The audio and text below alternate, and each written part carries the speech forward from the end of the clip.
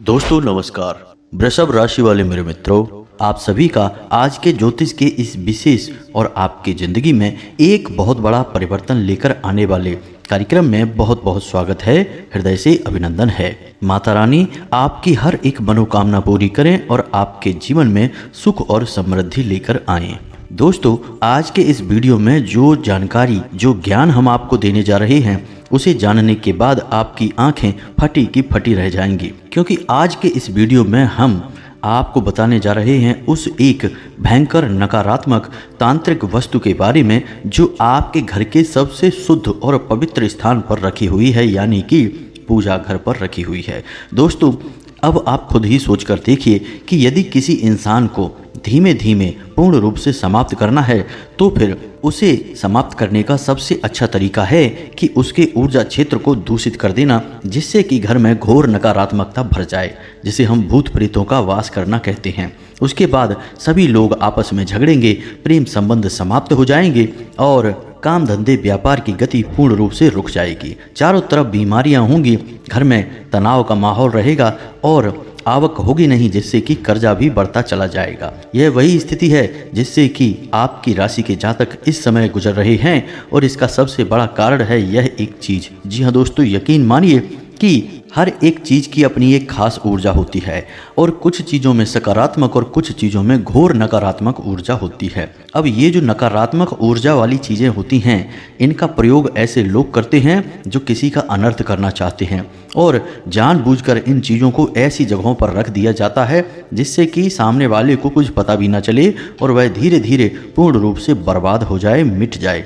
जी हाँ दोस्तों, तो अब आपको सतर्क हो जाना है, क्योंकि अब हम आपको बताने जा रहे हैं उस एक चीज़ के बारे में जिसने आपको पूर्ण रूप से बर्बाद कर दिया है। जी हाँ दोस्तों, वीडियो बेहद ही खास है और आपकी पूरी ज़िंदगी को बदल देगा, आपकी जान भी बचा लेगा। क्योंकि दोस्तों, बातें तो आज के समय में सभी करते हैं, लेकिन मुख्य बात, ज़रूरी बात बहुत कम ही लोग कर रहे होते हैं, क्योंकि लोग केवल इधर उधर की बातें करके समय काट के चले जाते हैं। किसी की ज़िंदगी में कोई बदलाव आ रहा है या किसी की ज़िंदगी अच्छी हो रही है, सुधर रही है, इससे किसी को कोई फर्क नहीं पड़ता है। स्वार्थी माहौल हो चुका है। लेकिन जो देवी देवताओं से जुड़े हैं, साधक हैं, उन्हें इस बात की पूरी फिक्र बनी रहती है। तो हम आपको बता दें कि हम लंबे समय से माँ भद्रकाली की साधना करते आ रहे हैं और उन्हीं की कृपा और आशीर्वाद से आज हम इस काबिल हो पाए हैं कि आपको कुछ ज्ञान की बात बता रहे हैं। तो हमारा केवल एक मकसद यह रहता है कि हम आपको वो बातें बताएं जो कोई नहीं बताता, और उन बातों को जानने के बाद आप उन बातों का जब प्रयोग करें तो आपका जीवन 100% बदले। और जब आपके जीवन में खुशियां आएंगी, आपकी उन्नति होगी, आपके परिवार में प्रेम होगा, तो इससे हमारा पुण्य का घड़ा भरेगा, माई के प्रति हमारी भक्ति पूर्ण हो जाएगी। यही एक भक्त की चाह होती है। तो बस अब हम आपसे केवल इतना चाहेंगे कि आप इस वीडियो को पूरा देखें।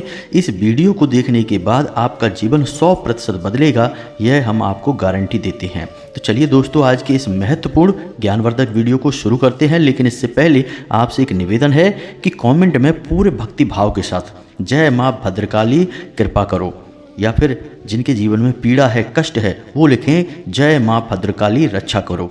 एक बार नहीं 3 बार लिखना और अपने मन में भाव को भी बनाकर रखना। साथ ही साथ अपना नाम और अपना स्थान और अपने जीवन की मूल समस्या लिखकर भी अवश्य भेज दें। दोस्तों, हम आपको बता दें कि जिन लोगों ने अपने नाम और स्थान और समस्याएं भेजी थी, हमने शनिवार के हवन में उनके नाम से आहुतियां करवा दी हैं और उनकी अर्जी माई के दिव्य दरबार में भी लगा दी है। अब जल्दी ही उनके जीवन में खुशियां आएंगी, उन्हें शुभ समाचार मिलने शुरू हो जाएंगे, माई की कृपा उन्हें प्राप्त होगी। दोस्तों, आप लोगों से हमारा बस इतना और कहना है कि आप अपना नाम जब लिखें, उसके बाद शनिवार के दिन ठीक रात्रि को 9 बजे अपने घर के मुख्य दरवाजे की दहलीज पर बीचों बीच एक गाय के घी का दीपक अवश्य जला दिया करें, क्योंकि यही वो समय होता है जब हम हवन कर रहे होते हैं, माई के दिव्य दरबार में आपके नाम से अर्जी भी लगा रहे होते हैं। तो ऐसे में आप भी वहाँ से यदि क्रिया करेंगे तो हमारे द्वारा की जाने वाले अनुष्ठान और पूजा पाठ का प्रभाव बहुत अधिक बढ़ जाएगा। उम्मीद है आप हमारी बात समझ रहे होंगे। तो चलिए दोस्तों, वीडियो में आगे बढ़ते हैं। दोस्तों, क्या आप जानते हैं कि आपके पूजा घर में कौन सी चीज़ें हैं जो पूर्ण रूप से वर्जित हैं? सबसे पहली चीज़ है निर्माल्य। जी हाँ दोस्तों, अब निर्माल्य क्या होता है कुछ लोगों को शायद इसके बारे में पता ही नहीं होगा, तो ध्यान से सुनिए। ऐसी चीज़ें जो अब उपयोग में नहीं आ रही हैं, जैसे कि कोई ऐसा अगरबत्ती का डिब्बा या फिर माचिस की डिब्बी जो अब उपयोग में नहीं आती है, खाली हो चुकी है, वह निर्माल्य बन गई है। कोई थैली, कोई डब्बा जिसमें आप कोई सामान लाए थे पूजा घर के लिए और आपने उस सामान को तो प्रयोग कर लिया, लेकिन वह डिब्बी, वह थैली या फिर कुछ और सामान जो अब प्रयोग का नहीं है और पूजा घर में पड़ा है, वह निर्माल्य है। उससे भी महत्वपूर्ण दोस्तों कि आपने जो पुष्प भगवान को चढ़ाए थे, अब जब वे पुष्प चढ़ चुके हैं तो कुछ समय के बाद वो मुरझाने लगते हैं और निर्माल्य बन जाते हैं। और जो प्रसाद आपने भगवान को चढ़ाया है, कुछ लोगों की आदत है कि प्रसाद को पूजा करने के बाद वहीं रखा छोड़ देते हैं। अब आप समझिए कि वह प्रसाद आपने भगवान का भोग लगा दिया, अब वह निर्माल्य बन गया, क्योंकि वह जूठा है और जूठी सामग्री पूजा घर में रखना अपशगुन की पहचान है। तो आपको उसे भी वहाँ से हटा देनी चाहिए। नुकीली चीज़ें जैसे कि कैंची है, चाकू है, ऐसी चीज़ों को भी आपको अपने पूजा घर से हटा देनी चाहिए। साथ ही साथ दोस्तों, कोई ऐसी तस्वीर, कोई ऐसा पौधा, कोई ऐसी चीज़ जिसमें कि नोकें हैं यानी कि कांटे हैं, उसे भी अपने पूजा घर में भूल कर भी नहीं रखना है। तो ये तो सामान्य सी जानकारियां हैं जो हम आपको बता रहे हैं। अभी वह महत्वपूर्ण चीज़ बाकी है जो आपके जीवन में विनाश लीला खेल रही है, उसे हम आपको बताने वाले हैं। लेकिन उससे पहले हम आपको बता दें कि आपकी जीवन में जो परेशानियां हैं, जो कष्ट हैं, उनसे आपको मुक्ति कब प्राप्त होगी, आपके ग्रहों की दशा क्या कह रही है। तो दोस्तों, हम आपको बता दें कि वैसे तो आपके जीवन में सब कुछ ठीक चल रहा है, लेकिन 10 तारीख के बाद आपकी राशि में एक विशेष ग्रह गोचर होने वाला है, जिससे आपको बहुत अधिक लाभ प्राप्त होगा। खास तौर से पद, मान सम्मान और रुपए पैसे का लाभ आपको प्राप्त होगा, खास तौर से 13 तारीख के बाद, क्योंकि 13 तारीख को सूर्य मेष राशि में गोचर कर रहे हैं और प्रथम राशि होने के कारण इसका प्रभाव सभी राशियों पर रहेगा। वैसे भी सूर्य राजा हैं और जब वे प्रथम स्थान पर गोचर करते हैं तो संपूर्ण राशियों को अपना प्रभाव देते ही देते हैं और सकारात्मक प्रभाव देते हैं। अब इसके प्रभाव को और अधिक बढ़ाने के लिए आपको सूर्य को जल अर्पित अवश्य करना चाहिए।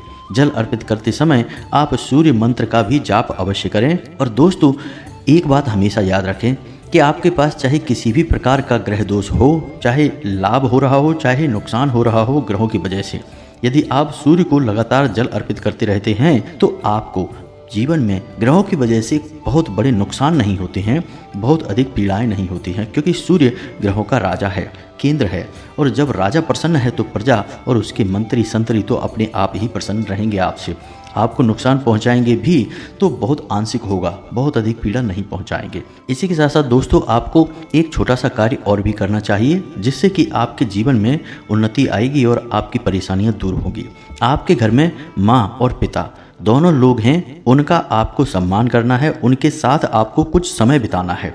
जी हाँ दोस्तों, आज के समय में लोगों के पास यही एक बड़ी समस्या है कि समय ही नहीं है, लेकिन आपको यह करना है। दिन में कुछ समय अपने माँ और अपने पिता के पास बैठकर बिताएं। जी हाँ दोस्तों, उनसे कुछ बातें करें, उनके हालचाल लें, उन्हें अच्छी अच्छी बातें बोलें, जिससे उनका मन प्रसन्न हो। जब वो प्रसन्न होंगे तो आपके सारे ग्रह अपने आप ठीक हो जाएंगे। जी हाँ दोस्तों, क्योंकि आपके पिता सूर्य हैं और आपकी माँ चंद्र हैं। अब जब आपने इतना अच्छा कार्य कर दिया कि अपने घर के ही सूर्य और चंद्र को अपने पक्ष में कर लिया, उन्हें प्रसन्न कर दिया, तो फिर राशि चक्र के सूर्य और चंद्र तो आपको पूर्ण रूप से लाभ पहुंचाएंगे ही पहुंचाएंगे। और सबसे मुख्य ग्रह सूर्य और चंद्र ही होते हैं, इनके बाद ही संपूर्ण ग्रहों का नाम आता है और उनकी शक्तिवर्धन होता है। तो इन कार्यों को आपको करना ही करना है।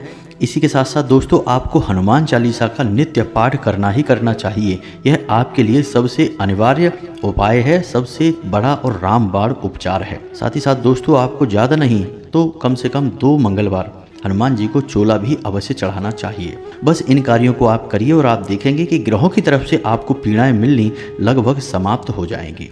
जी हाँ दोस्तों, तो अब बात करते हैं उस एक चीज़ के बारे में। तो दोस्तों, ध्यान से सुने। किसी ने आपको उपहार में कोई एक ऐसी चीज़ दे दी है जो कि आपको अपने घर में लानी ही नहीं चाहिए थी, जैसे कि ताजमहल की तस्वीर है या फिर कोई कांटेदार पौधा या फिर उसकी तस्वीर।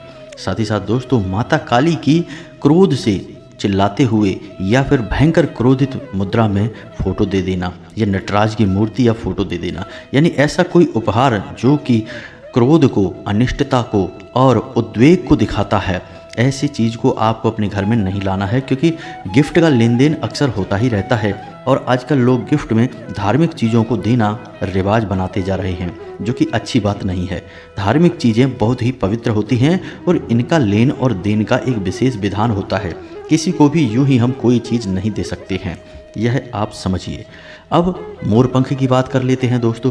तो आपने देखा होगा कि अधिकतर लोग ऐसे होते हैं जो अपने पूजा घर में मोर पंख को रखते हैं, लेकिन आपको हम बता दें कि यह सबसे खतरनाक है। अब जिन जिन लोगों ने अपने पूजा घर में मोर पंख को रखा हुआ है, उनके घर में झगड़े अवश्य होते होंगे, आपसी प्रेम अवश्य ही कम होगा। घर में जितने भी सदस्य होंगे उनके मन में कुछ न कुछ तनाव, आपस में एक दूसरे के लिए नकारात्मक भाव अवश्य ही रहते होंगे। इसी के साथ साथ दोस्तों हम आपको बता दें कि पैसे को लेकर दिक्कत भी ऐसे घरों में निश्चित तौर पर देखी जाती है। अब इसका कारण क्या है? मोर पंख तो बहुत ही पवित्र चीज़ है, फिर उसे पूजा घर में क्यों न रखें? तो दोस्तों आप खुद ही समझिए कि मोर पंख क्या है। वह भी तो निर्माल्य है, यानी कि वह किसी के द्वारा त्यागी गई कोई चीज़ है। और जब निर्माल्य असल में मृत चीज़ होती है, उसे हम अपने पूजा घर में रख देते हैं, तो हमारे पूजा घर का जो पवित्र वातावरण है वह नकारात्मक होने लगता है। जी हाँ दोस्तों, सुनने में यह बात बड़ी अजीब सी लगती है, लेकिन सत्य है, कड़वी है मगर सत्य है। तो आपको मोर पंख अपने पूजा घर में नहीं रखना है। उसे आप रखें तो उसके लिए सबसे अच्छा स्थान आपके घर में क्या है, इसे भी समझ लें। पहला कि आपके घर की उत्तर दिशा, जी हाँ दोस्तों, उधर आप रख सकते हैं। दूसरा पूर्व दिशा, और उत्तर और पूर्व के बीच में जो कोण है ईशान कोण, इन जगहों पे आप मोर पंख रखें। यह आपके घर में पॉजिटिव एनर्जी को बढ़ाएगा, आपके घर में शांति, सुकून और उन्नति को भी लेकर आएगा।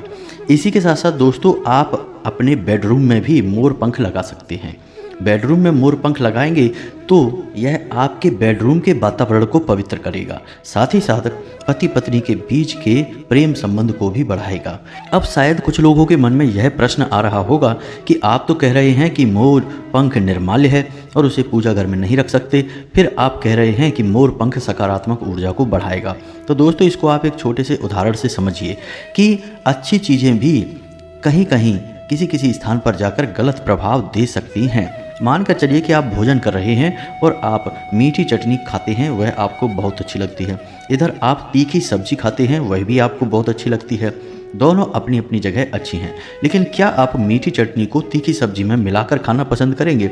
जी नहीं दोस्तों, क्योंकि इससे तो आपका स्वाद ही पूरी तरह से गड़बड़ा जाएगा, आपको बिल्कुल भी यह अच्छा नहीं लगेगा। तो मीठी चटनी की स्वाद और अच्छाई अपनी जगह है, तीखी सब्जी का स्वाद और अच्छाई अपनी जगह है। इसी प्रकार दोस्तों चीज़ों की ऊर्जाएं, उनकी पवित्रताएं और उनकी उपयोगिता अपनी जगह है। हर एक चीज़ हर जगह अच्छी नहीं हो सकती है, ऐसे में इनका सही प्रयोग करना हमें अवश्य ही आना चाहिए। अन्यथा हम अपने मन में तो सोचकर बैठे हैं कि हम अच्छा कर रहे हैं, अपने जीवन की उन्नति करना चाहते हैं, लेकिन होता इसका एकदम उल्टा ही है। अब हमने अक्सर यह देखा है कि लोग जिस भगवान की पूजा करते हैं उससे बहुत प्रेम करते हैं, बहुत अच्छी बात है, आपके आराध्य हैं, आप उनसे प्रेम करिए। लेकिन होता ये है कि उनके पूजा घर में हमने देखा कि एक ही भगवान की 2-2, 3-3, 4-4 तस्वीरें रखी हैं, या फिर छोटी, बड़ी और उससे बड़ी तमाम प्रकार की मूर्तियां भी रखी हैं। तो दोस्तों आपका यह अति प्रेम आपको परेशानी में खींच रहा है, आपकी ज़िंदगी नर्क बना रहा है। कारण इसका यह है कि भगवान की जिसकी आप पूजा करते हैं उसकी कोई एक ही तस्वीर, एक ही मूर्ति आपको अपने पूजा घर में रखनी है। और मूर्ति को रखने का विधान भी यह है कि आप अपने 4 अंगुल से छोटी ही मूर्ति अपने पूजा घर में रखें भगवान की। इससे बड़ी मूर्ति मंदिरों में स्थापित होती है, उनकी प्राण प्रतिष्ठा की जाती है। आपके पूजा घर में यह मूर्ति नहीं हो सकती। तो अपने पूजा घर में जिस भगवान की आप पूजा करते हैं उसकी एक ही तस्वीर, एक ही मूर्ति रखें, इससे अधिक ना रखें। अब चीज़ों को आपके पूजा घर में किस प्रकार रखा गया है यह भी बहुत आवश्यक है, लोगों को इसके बारे में भी पता नहीं है। जैसे कि पूजा घर में जो अलमारी है पूजा की, उसे आप ईशान कोण में बनाएं। भोले बाबा को भी ईशान कोण में ही स्थापित करें। भोले बाबा के बगल से शंख बिल्कुल भी ना रखें। पूजा करते समय तुलसी की पत्ती भोले बाबा के नज़दीक भी ना लेकर जाएं। इसी प्रकार शंख को कभी भी खाली ना रखें, उसमें जल भरकर रखें। इसी प्रकार आपके मंदिर में जो बजाने वाली घंटी है, जिसे गरुड़ घंटी कहा जाता है, उसे भगवान श्री हरि विष्णु के पास ही रखें, भोले बाबा के पास ना रखें। तो ऐसी छोटी छोटी सी बहुत सारी चीज़ें हैं जो आपको अपने घर के पूजा घर में सोच समझ कर रखनी चाहिए। ये सारी बातें हम आपको इसलिए बता रहे हैं कि आप इनमें से भी देख लें कि कहीं कोई गलती आप कर तो नहीं रहे हैं। जी हाँ दोस्तों, अब हम बात करते हैं उस एक सबसे बड़ी और भयंकर चीज़ के बारे में जो कि आपके जीवन में बहुत बड़ी अनिष्टता लेकर आ रही है। अब आप इसे ध्यान से समझें और देखें। दोस्तों, हमने कई बार ऐसा देखा है कि बहुत से लोग अपने घर के पितृ पूर्वज यानी कि पुरखे, ऐसे सदस्य जो अभी संसार में नहीं हैं, उनसे बहुत प्रेम करते हैं और उनकी तस्वीरें, उनकी फ़ोटोएँ अपने घर के पूजा घर में भगवान की अलमारी के साथ ही लगा देते हैं। और बहुत सारे लोग तो भगवान के बगल से अपने पितरों की, अपने पूर्वजों की तस्वीरें, फोटोएं रख देते हैं। जी हाँ दोस्तों, यह बहुत ही खतरनाक है। ऐसा नहीं करना है। शास्त्रों में वर्णन मिलता है कि आपके जो पुरखे हैं, पूर्वज हैं, यदि आप उन्हें अपने पूजा घर में स्थान दे देते हैं तो कभी भी उन्हें मुक्ति प्राप्त नहीं होती है। अब जब मुक्ति प्राप्त नहीं होगी तो वे प्रेत बनकर भटकेंगे, और प्रेत बनकर भटकेंगे तो वे अपनी इच्छाओं की पूर्ति भी करना चाहेंगे, क्योंकि प्रेत योनि में सारी इच्छाएं बिल्कुल वैसी ही होती हैं जैसी कि जीवित इंसान की होती हैं, और उन इच्छाओं की पूर्ति के लिए प्रेत यहाँ से वहाँ भटकता है। और ऐसे में प्रेत माध्यम बनाते हैं अपने ही घर के सदस्यों को। हमने बहुत से ऐसे परिवार देखे हैं जो कि पूर्ण रूप से तबाह और बर्बाद हो गए, जबकि उनका समाज में बहुत अच्छा वर्चस्व हुआ करता था, लेकिन अपने ही पितरों, अपने ही पूर्वजों की पीड़ा के चलते वे इतनी बुरी तरीके से मिटे कि समाज में से उनका नामो निशान, अस्तित्व ही मिट गया और बदनामी के कई सारे कलंक भी उनके ऊपर लग गए। जी हाँ दोस्तों, एक हमारे जानने वाले परिचित के हैं, उनके यहाँ भी हमने यही गलती देखी। तो उनके यहाँ हुआ यह है कि उनके घर के दो बेटे, दोनों भाई यानी बड़ा भाई, उसने अपने शादीशुदा जीवन को ही त्याग दिया और किसी अन्य महिला के साथ कहीं और रहने लगा और अपने पूरे घर से संबंध त्याग दिए। जी हाँ दोस्तों, माता को भी भूल गया, अपने भाई और अपनी पत्नी और अपने बच्चों को भी भूल गया। अब उनसे कोई संपर्क नहीं है, बात भी नहीं होती है। जी हाँ दोस्तों, इसी प्रकार दूसरे भाई ने एक दूसरी जाति और वर्ण की महिला के साथ में शादी कर ली, जो कि बहुत ही खराब हुआ। समाज में इससे बहुत थू-थू हुई। अब दोस्तों, ये दोनों ऐसे संबंध हुए जिससे कि उनकी समाज में बहुत बेइज्जती हुई।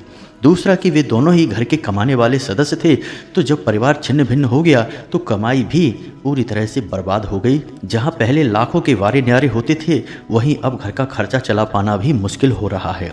जी हाँ दोस्तों, तो जब इतनी विकट समस्या हमने देखी तो उनके घर का मुआयना किया तो हमने देखा कि उनके घर के पूजा घर में भगवान की फोटोओं के बगल से उनके स्वर्गवासी पिता की तस्वीर रखी हुई है।